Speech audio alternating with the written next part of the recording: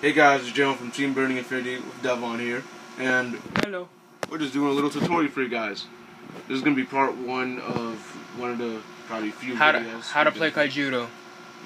For all those that see our Yu-Gi-Oh channel and want to check out the Kaijudo channel, but you don't know how to play, we're gonna show you how to play Kaijudo. So I'm just gonna do the basics, and then the next part is gonna be Devon giving you a lot of pro tips because he's been in this game longer than I have. I've been in the game longer than the whole team. That's why you're probably the perfect one to do this. Basically, I'm the manager of this channel. Shit. Okay, don't get all high and mighty, motherfucker. I'm still a manager. Don't talk to me like that. Sorry, YouTube. We're just joking around. Okay, so I want to start off with the basics of what you have. You have spells, such as these, and then you have moss creatures, like these. Let me get another kind. Actually, don't show the multi-sip. Sorry, YouTube. It's gonna be in part 2. Multi-sips will be in part 2, because those are advanced. More types of spells. Get a darkness creature or something. Get a random darkness creature. Okay. Evolution. Yeah, you can do evolution, and you get a random darkness creature. So yeah. This one. So these are creatures. These are different types. There's evolutions, such as these two. That'd be go on top of different races. There's many different races. This goes with chimeras. This goes with cyber lords. This is from the water civilization. This is from the dark. There are 5 civilizations, and they all do their own kind of part. Water itself is almost like a kind of draw power. It has lots of draw cards and a little bit of control. So there's that. And then darkness is a little bit of control as well. And darkness. Hold on, let me explain darkness. Darkness is a little confusing. Okay, darkness has 3 sides to it. It's aggro at times, because you have the Bone Blades and Terrapits and Hydra Medusas and stuff like that. Then you got the hand control. It controls your opponent's hand, because you have to make them discard a card and stuff, and then you got Mesmerize. And then there's like grave control, when you have the Dark Return and the Return from Beyond. It gets them creatures back from the grave, discard pile. So, I'm just explaining darkness, since it's has 3 multi uses. Yeah, it has multiple uses to it. So and then we have creatures that have skills, such as this one. And then there's blockers that stop you from losing shields. And shields are basically... actually, wait. Before you do all that, let's just explain the rest of the civilizations, like nature, fire, and we should light. do that. Alright, so nature, basically... Nature just fills up mana faster than any other mana is what allows you to summon your creatures, cast your spells. Or cast your spells. Cast spells, sorry.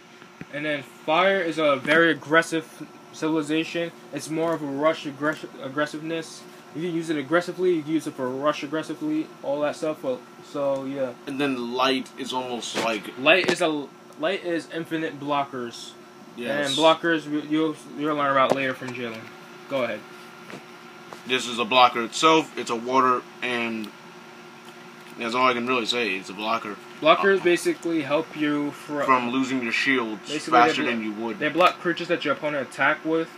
That your opponent's gonna attack a shield, and then you just block with your creature and save your shield.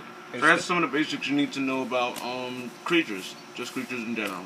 We might get on the skills later, like common ones like skirmish and others. It's like blocker, skirmisher, guard, all that stuff. We got regular spells such as logo scan. Simple as that. You use them from your hand, and then you cast them, and then you just do the effect. Logo scan's broken. Shit. Draw 2.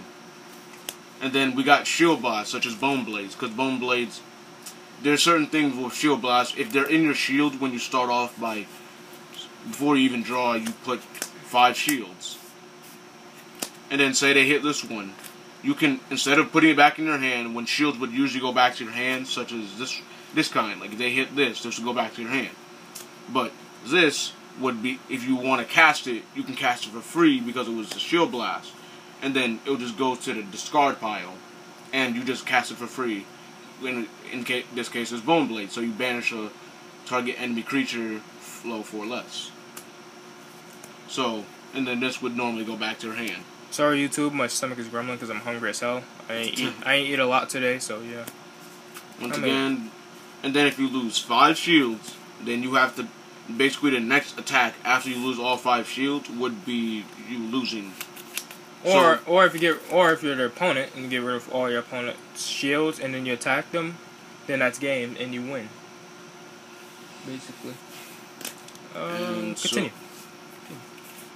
And so there's many different types of Kaijudo decks. But let's just get on to what would usually happen. Now the thing with the creatures, you can summon as many creatures as possible. Depending on your mana. Yes, of course, depending on the mana. The mana is very important. Mana works like this. I'm just gonna do a start off thing like how any Kaijudo player would. You shuffle, you put down 5 shields, then you put down 5 cards in your starting hand. Now, if you're going first, just say this is my hand.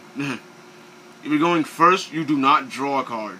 The first player does not draw a card. But if you're going second, you do get to draw a card. Saint Yu-Gi-Oh! Shit. Yeah. This is so much more balanced than Yu-Gi-Oh! Shit. Every card game is more balanced than Yu-Gi-Oh! But let's just get away from Yu-Gi-Oh! We're doing Kaijudo here. So then we put this card in our hand into the mana. The mana could be anywhere you want to put it. Wouldn't the mana be like... Oh yeah, mana would put anywhere. But like... And then to tap them, you usually want to turn them sideways so you can remember. Or you could just tell your opponent about this waste 2 mana and some... That's what some I don't have any 1K drops, so I'm not really going to be able to tap this. And then next turn, now if you went first, now you get to draw after it's your opponent's turn. And now I have these, so then I can go... What will you put into mana? I put in the Axon into mana, and then now I have 2 mana, so now I'm able to use a level 2 creature. Or if I had a level 2 spell. So then you tap these, and then you can bring the creature out into the battle zone. This is a blocker, so it really can't attack. But it does protect an attack that would attack your shield. Don't be alarmed by the ugly creature, people. It's very good, actually. And then each turn, your mana becomes untapped. So when you draw it, and then you untap the creatures, you do that. Then you can put in another card in the mana. Now there's 3 cards in mana, and now I can tap all these, and then I can activate this logo scan. That's a level 3, and then I get to draw 2 cards because it's logo scan because it's broken. And look at all the cards in my hand. So that's just the basics: filling up your mana and using it when you have the appropriate amount of mana. And then I'm just randomly doing this. Say I'm just putting. Say I'm just. It's 4 turns later. I have 4 different more cards, and that's my mana. Now you can start activating as many as you have in the mana. So let's say tap 3, logo scan, draw 2. Then you can go tap 4, bone blade. So you can activate as many as you have to use your mana. But pretty much after your mana has already been used up, pretty much if you have attacking creatures, like if this is on field, and oh, also, a very important thing, when a creature immediately enters the battle zone, unless it has a ability known as fast attack, it cannot attack. Wait, hold on, you forgot. Yeah, you're right about the fast attack part. Also, it has to be, also if it's an evolution, automatically. If it's an evolution, it can automatically attack as well, like it has fast attack. But if it's a regular creature, anything, if it has fast attack, it can attack when it enters the battle zone. But if it's a regular creature, it has to wait 1 turn to attack. Exactly. So, pretty much based on what you have in your mana. Oh, another thing important about mana. When you have a deck such as Blurple, which is water and dark, to bring out certain creatures, you have at least one of the mana you use has to be of the same civilization. So, I can't go use these 2 mana and then bring out a Reef Eye. I need to use I can use 1 darkness and 1 water, or I can use 2 waters and bring out a Reef Eye. Or you can use 2 darkness, because if you have water in the mana, you can just tap 2 darkness to do it as well. Exactly.